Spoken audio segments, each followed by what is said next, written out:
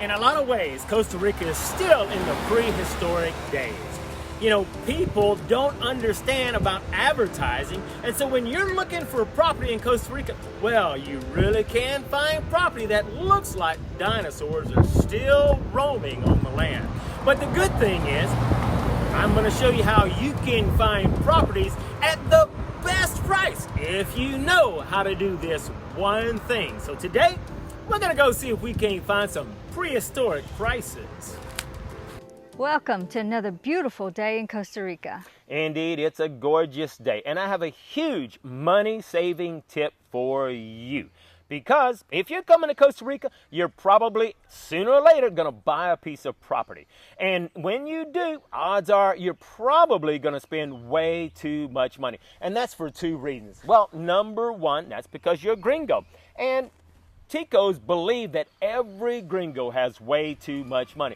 And if you put it in perspective, well, even the poorest gringo or the poorest foreigner has way more money than the average Tico, okay? So even though you may not be a millionaire, okay, or don't have a lot of money, you've got more than most people, okay? Now, number two, it's because when you get ready to buy a piece of property, well, you're going to do what I would do or what you would do. Well, what we're taught to do. In the United States, you're taught, you get ready to find a piece of property, you go on the internet, you start looking at real estate websites, you contact a realtor, he shows you around, and you buy a piece of property. And while that tactic might work in Costa Rica, the odds are if you use that tactic, you're definitely going to spend way too much money. Now, doesn't mean that you will, because we have seen some great deals because everything is for sale. And because it's a buyer's market, we've seen some phenomenal fire sales, right? Yes, some fire sales, some really motivated sellers, you know, for one reason or another, they just really need to sell their property. And they're willing to take a loss for it because obviously they take a look and they see that everything is for sale. And when I say everything is for sale, what do I mean by that? From our experience, lots and lots of people are interested in selling their property, even though they're not advertising, even though they don't have a for sale sign and they've never talked to, put it on a real estate site, they are still interested in selling to you. You know, we have gone all over the place and it never fails that we get somewhere, some Tico will approach us and we'll say, I've got a piece of property for sale. And even though we're as nice as we can be and say, hey, we're not interested, some of these are very persistent, aren't they? Yes, and sometimes we go, even though we're not, looking to buy a property right now, we'll still go look at it with them. And sure enough, there's no sign, there's no indication that it's for sale. He just saw us and thought, you know what, maybe they have money to buy my property. That's right. And so it's not uncommon for people to approach you, try to sell their property. Not too terribly long ago, I was at a restaurant out in the middle of nowhere, and this one Tico came up to me, and it was really a phenomenal deal. I want to say it was about 100 acres, and they only wanted about $100,000, and it came down to about $1,000 an acre, and I was like, wow. Now, this was a piece of property, probably a farm up in the mountains, and if I was in the market to buy property in that area, that would have been a great, great deal. So you can find some phenomenal deals just by being here and having boots on the ground. Right. I would think that you can, from our experience, that there are more affordable properties for sale when you just meet someone and find out about it, be walking around, driving around, coming across a for sale sign for a property that is not listed on the internet. That's right, because for those that are listed at real estate sites, the realtor has often educated that person and said, hey, look, your property could sell for $1 million or your property can sell for $100,000, when in reality, they're ready to accept $30,000. But the realtor, knowing he's going to get a huge commission, has educated them and said, oh, no, you could sell this for way, way more. Yeah, I don't know if I'd call it educating them. I think it's kind of giving them false hope. Well, I think you're probably right on that. In a lot of cases, he's probably giving them false hope, and you have to understand, why is the realtor doing that? Well, the larger the selling price, the bigger his commission. Well, and we found that most properties are overpriced. And so when somebody has a piece of property for sale, they price it competitively, but still overpriced. That's right. It's common knowledge that a Tico, when he sees a gringo, is almost always going to ask twice or three times as much as what he's willing to accept for it, okay? So if I was a gringo and Rebecca was a Tica, and if she was to go and ask them how much a piece of property is, then they're going to be more apt to give her a price that's closer to their acceptable price, okay? She's still going to have to negotiate, and that's just common knowledge with every piece of property. Now, me being a gringo, they're going to immediately see me, and there's going to be dollar signs in their eyeballs, and they're going to immediately ask 2 to 3 times what they would accept, hoping that I'm one of these dumb gringos that's got way more money than I've got sense, and I'm just going to give them $1 million for their piece of property. Yeah, I think the main thing is to be educated, inform yourself about the actual value of the property, and be willing to bargain. That's be willing right. to deal, which is hard for my personality. I don't like to have to haggle. That's not something I enjoy doing at all. In Costa Rica, almost everything, not just real estate, almost everything from real estate to vehicles to bananas, you almost have to negotiate, okay?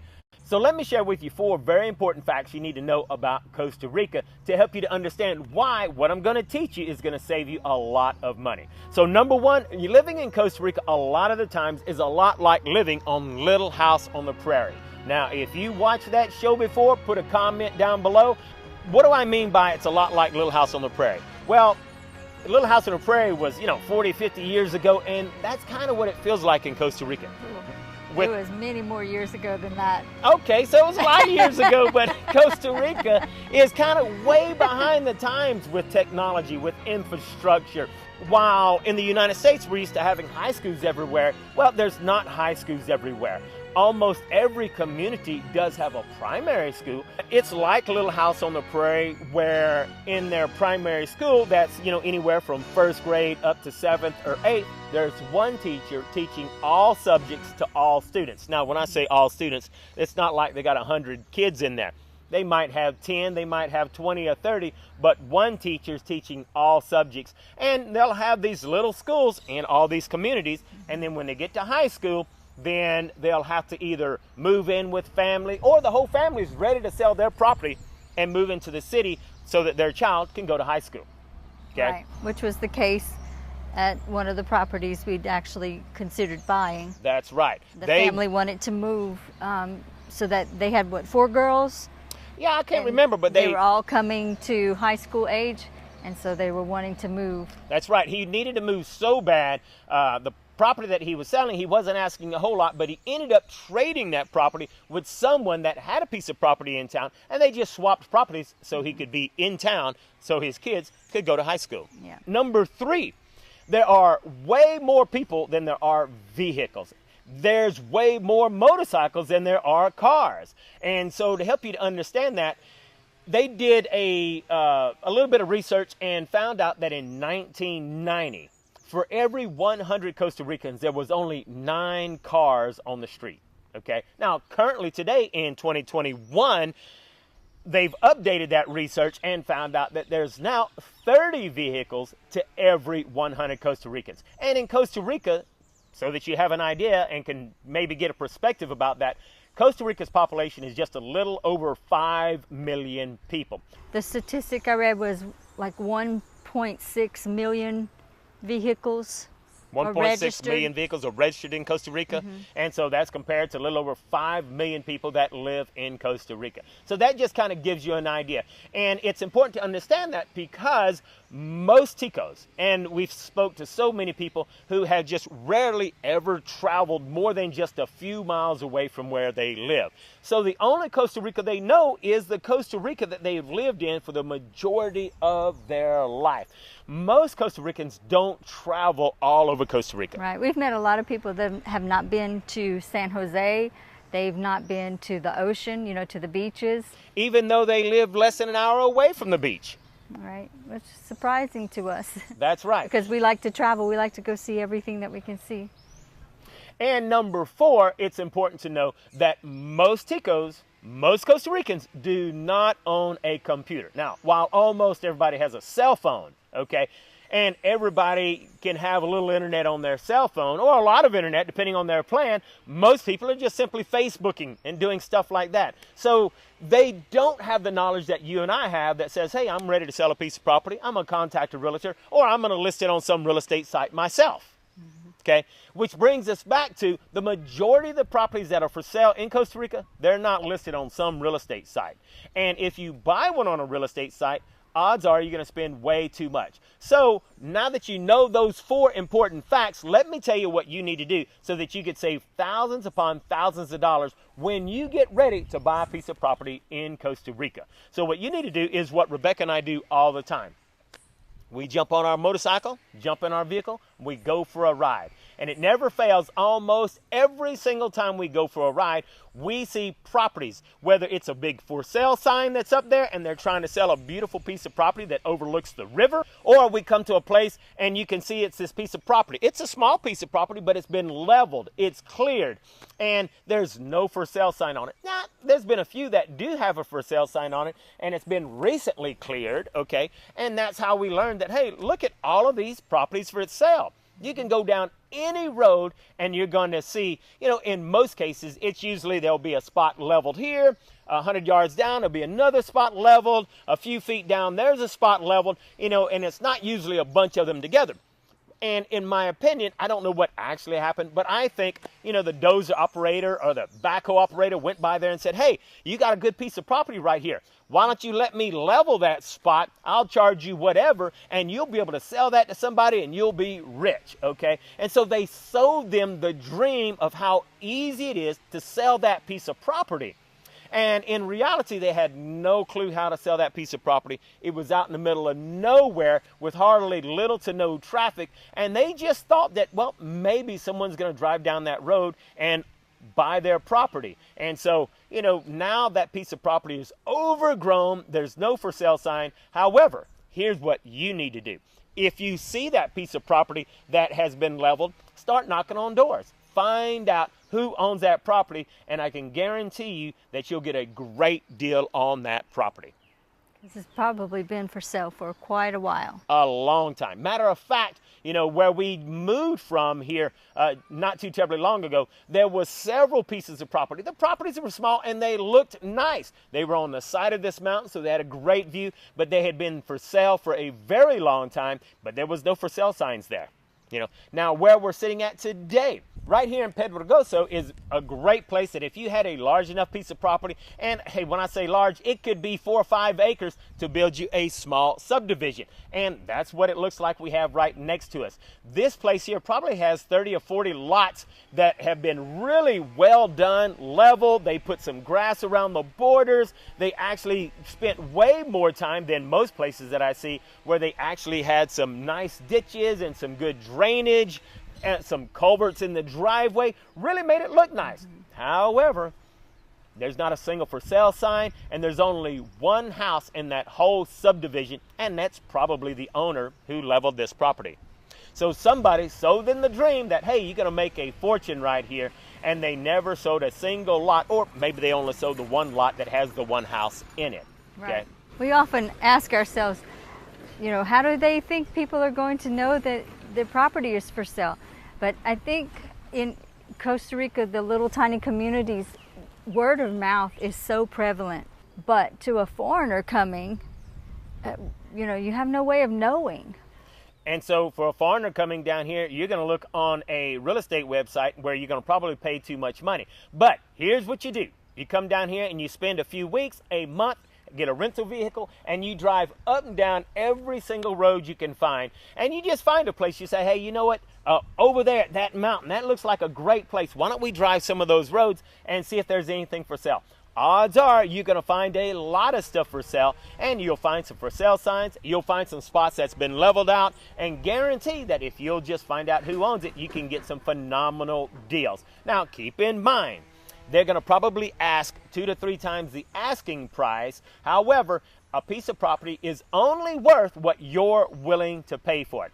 Now, I'm never saying go lowball them and try to cheat people. Give them a fair price for it. But a piece of property is only worth what you're willing to pay for it. And if you go in there and explain to them, hey, I like this piece of property and I'm willing to offer you, $30,000, they might at first say no, but if you help them to understand that, look, you're looking all over the place and there's properties everywhere for sale. I mean, everything in Costa Rica is for sale. All you have to do, you see a piece of property you're interested in, find out who has it and ask them if they're willing to sell it. Because like I said earlier, most Ticos don't travel outside their home, and so every Tico believes that their piece of property is the most beautiful piece of property in the world, and why wouldn't you buy it? But they don't understand that maybe 20 miles down is a place that is far more beautiful, has river views, waterfall views, or whatever. So they sincerely believe that they do have a beautiful piece of property. They do, but they don't realize